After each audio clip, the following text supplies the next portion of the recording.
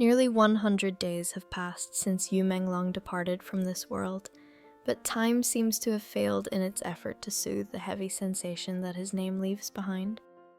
In many places, the story does not close with brief news bulletins or familiar words of condolence.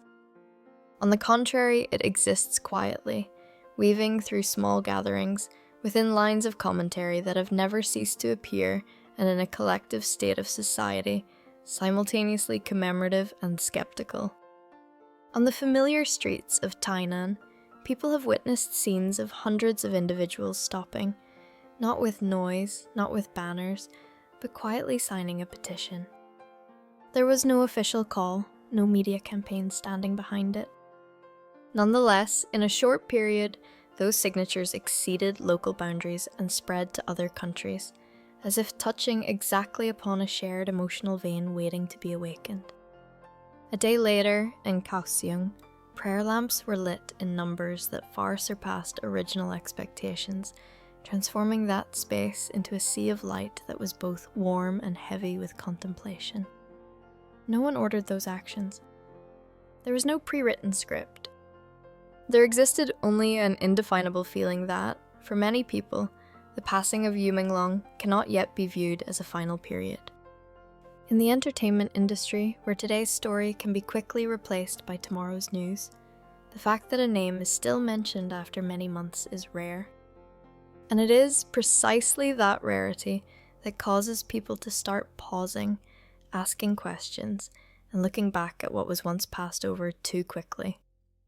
Yu Menglong once appeared before the public as the familiar image of a young artist, a striking appearance, a career starting from talent search programs, step by step making his mark in music and film.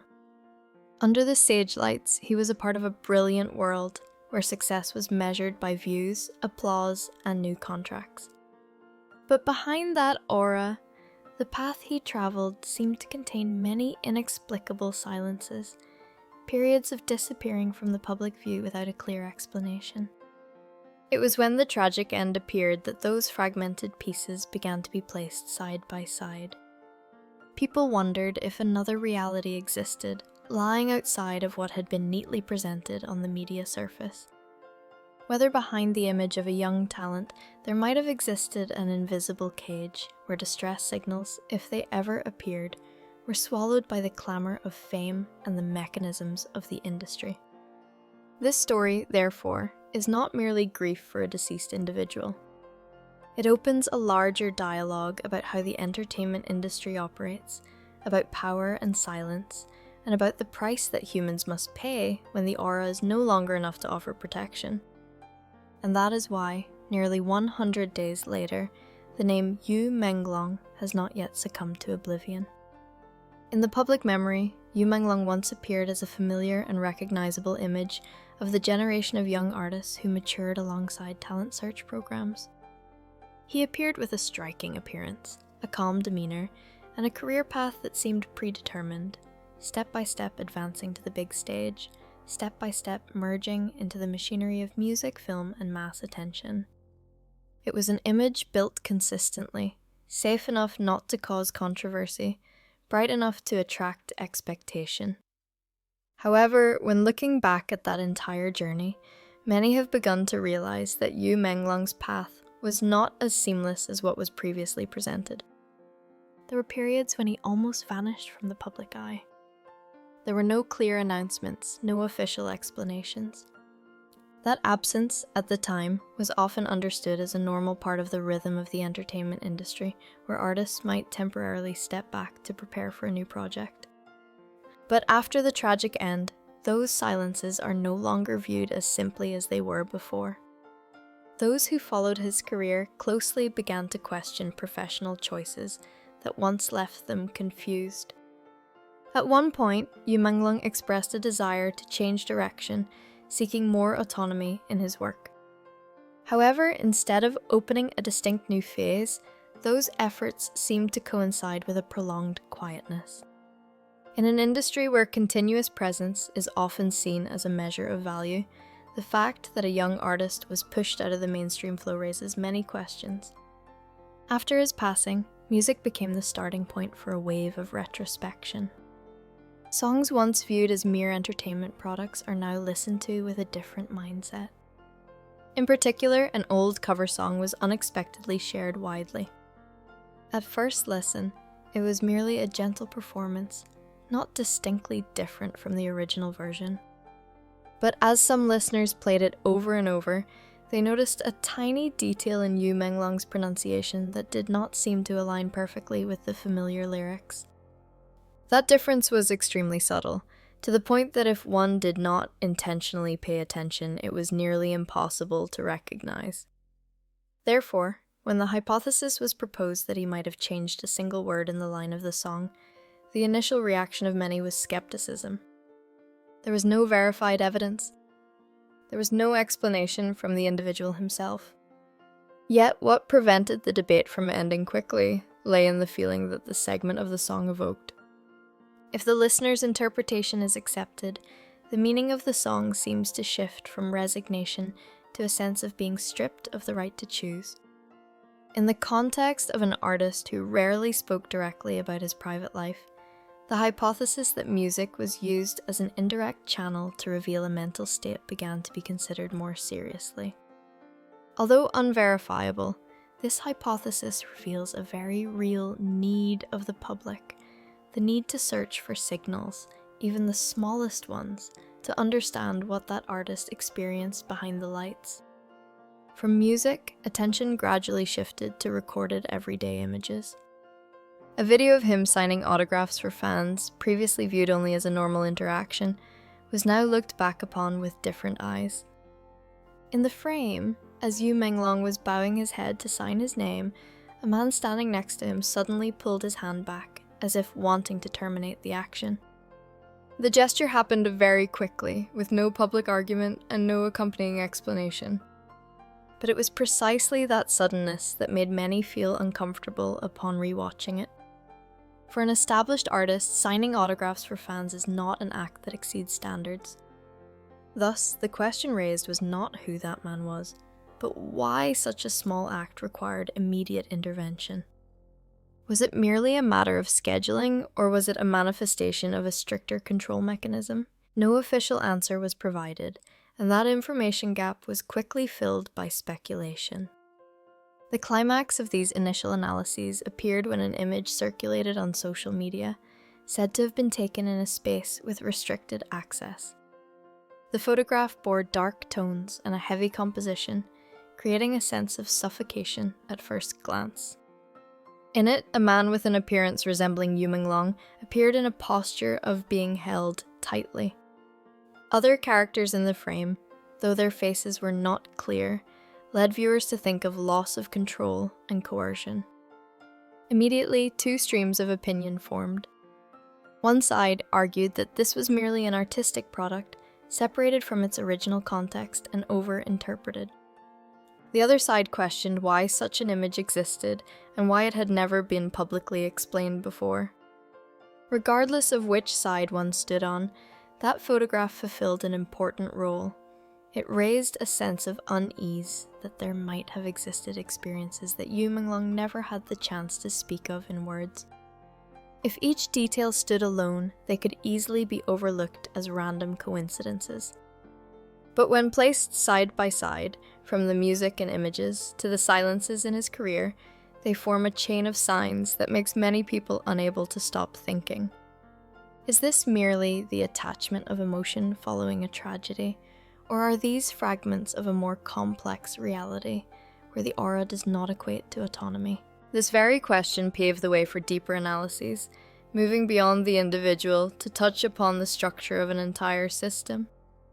As the initial suspicions had yet to subside, the story of Yu Menglong began to enter a different phase.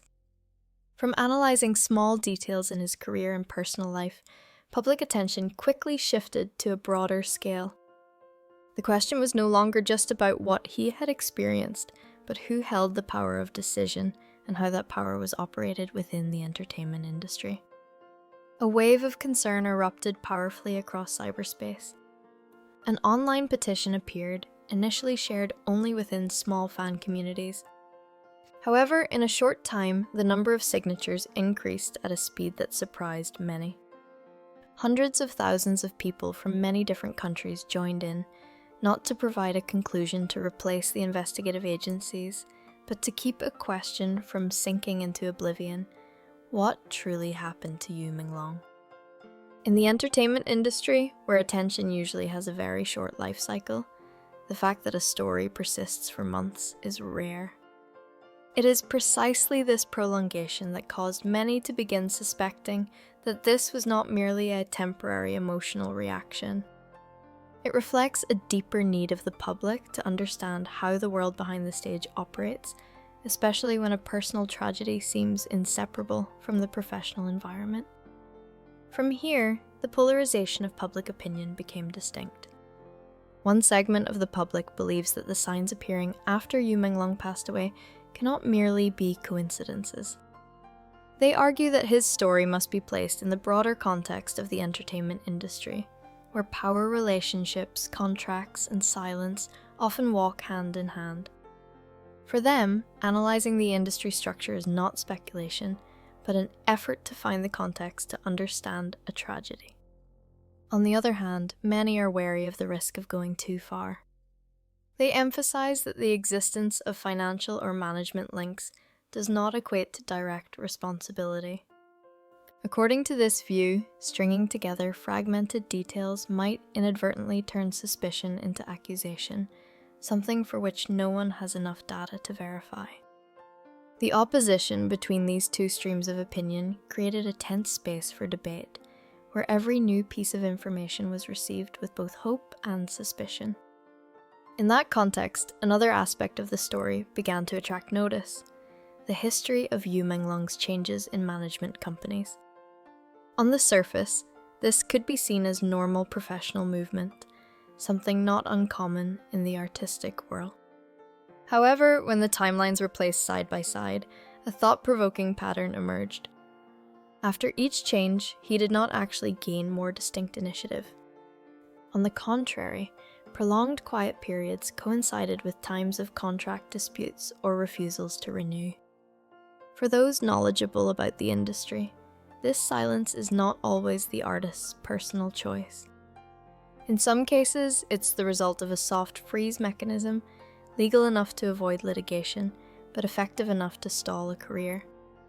This concept, which was rarely discussed publicly, was mentioned widely for the first time in the context of Yu Menglong's story, causing many viewers to realize that changing companies does not always equate to escaping the same stream of power. At the same time, observers began to analyze the ownership structures of the companies once associated with him. Some names that seemed independent were linked through large media conglomerates, where cross-shareholding and strategic investments form a closed ecosystem. In that ecosystem, an artist might change representatives but still find it difficult to leave the general orbit. Although these data are all public information, placing them alongside Yu Menglong's story raised a sense of unease in public opinion. Mainstream media began to enter the fray, but with a marked degree of caution. Articles focused on career developments, using neutral language and avoiding direct mention of unverified hypotheses. Conversely, on social media, unofficial information streams developed much faster. Relationship diagrams were shared, behind-the-scenes stories were retold by those claiming to be industry insiders. Not all were reliable, but the volume and speed of dissemination meant they could not be ignored. Between these two spaces of information, the silence of many figures once associated with Yu Menglong became an element of interest. Those who had collaborated or appeared on the same stage almost offered no public comment. To some viewers, this silence reflected professional pressure and contractual obligations. To others, it reinforced the feeling that there existed boundaries that no one wanted to cross. However it was interpreted, this collective silence contributed to making the story feel heavier. It was exactly at this point that the story of Yu Menglong began to move beyond the scope of fans. It became a test for how the public, the media, and the entertainment industry face suspicion. No one has enough data to draw a final conclusion, but the fact that the story continues to be discussed shows one thing clearly: silence, whether intentional or not, is no longer invisible. And when silence is recognized, it begins to carry its own meaning. As the waves of debate exceeded the scope of fans, the story of Yu Menglong entered its most sensitive phase. This was no longer a time for small details or separate hypotheses, but the moment when the entire system began to react. Those movements were not loud, not ostentatious, but clear enough to show that pressure was increasing in a way that could not be overlooked. First was the shift in how the involved parties positioned themselves before the public. Several accounts that once had a close connection with Yu Menglong suddenly issued brief notices, denying speculation or emphasizing that they were no longer related to the story. These explanations appeared belatedly, were carefully chosen in their wording, and caused many to pay attention, not only to the content, but also to the timing of their release. In a crisis context, speaking out or remaining silent both carry risks, and not everyone is ready to accept those risks. In parallel with personal reactions, the market began to show sensitive signs. Several businesses within the entertainment ecosystem faced clear fluctuations in image and trust. Extraordinary shareholder meetings were announced. Communiques emphasizing stability and compliance with regulations appeared more densely than usual. There was no statement directly linking these fluctuations to Yu Menglong, but the coincidence in timing was enough to create a sense of unease. In the entertainment economy, public trust is worth as much as revenue, and any suspicion can transform into risk. For many young artists working in the same environment, this was a warning moment. Not a few expressed anxiety, even if only through indirect and cautious sharing. They saw in this story a familiar prospect, an individual gradually being pushed out of the center, not for a lack of talent, but because they no longer fit the tacit agreements. In a world where a career depends on networks of relationships and distributed resources, standing outside the main flow can mean a prolonged disappearance. At the peak of attention, local media began to appear in a new role. No longer just reporting on events or emotional reactions, some programs and articles shifted to asking more direct questions about the industry's responsibility. Old connections were recalled with cautious language. Public data was cited to paint a broader context instead of focusing on the individual. This change showed that a boundary was being tested, the boundary between safe reporting and raising necessary issues. However, it was right here that a paradox was clearly revealed. While the public demanded transparency, those capable of providing information were bound by contracts, professional obligations, and the fear of consequences. The truth, if it exists, does not always have a clear path to emerge. This leads to a difficult-to-accept reality. Many questions can be raised, but very few questions have the opportunity to receive an official answer. The darkest hour of the story did not lie in a shocking revelation, but in a widespread sense of stalemate. For the fans, it was the helplessness of realizing that concern and signatures, no matter how numerous, were still not enough to pierce through the protective layers of a large system. For those in the industry, it was the awareness that speaking out could mean placing oneself in a vulnerable position. And for the general public, it was the question of the limits of collective responsibility. What can we do, and at what point is it enough? It was in this context that the story of Yu Menglong reached its greatest significance. It was no longer an incident that needed to be resolved, but became a mirror reflecting the inherent problems of the modern entertainment industry. An industry that builds a perfect image on stage, but behind the scenes operates through agreements that are hard to see. An environment that promotes success, but rarely speaks about the price to be paid when an individual no longer fits the pre-drawn trajectory. Notably, no matter how much pressure increased, there was no single concluding, explosive moment. There was now no confession.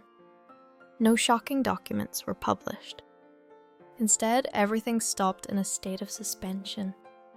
Silence continued to exist, but this time it was no longer an invisible silence. It was recognized, it was named, and it became a topic of public discussion. This is perhaps the most important turning point, when silence is no longer seen as a natural state, but as a choice carrying moral significance. At this point, the story had moved beyond the framework of a personal tragedy. It forced society to look directly at how the entertainment industry treats the human being behind the title celebrity. Does this system have room for difference and the refusal to comply? And if not, how do we need to name that? Those questions still hang in suspension, with no clear answer. But the fact that they were raised publicly has shown a change. Although slow, although not yet strong enough, the dialogue has begun. And in an industry accustomed to letting time blur everything, the fact that a story continues to be mentioned, analysed, and questioned may already be the first sign of a crack in the wall of silence. As the waves of public opinion gradually subside, the story of Yu Menglong does not disappear, but shifts to another state.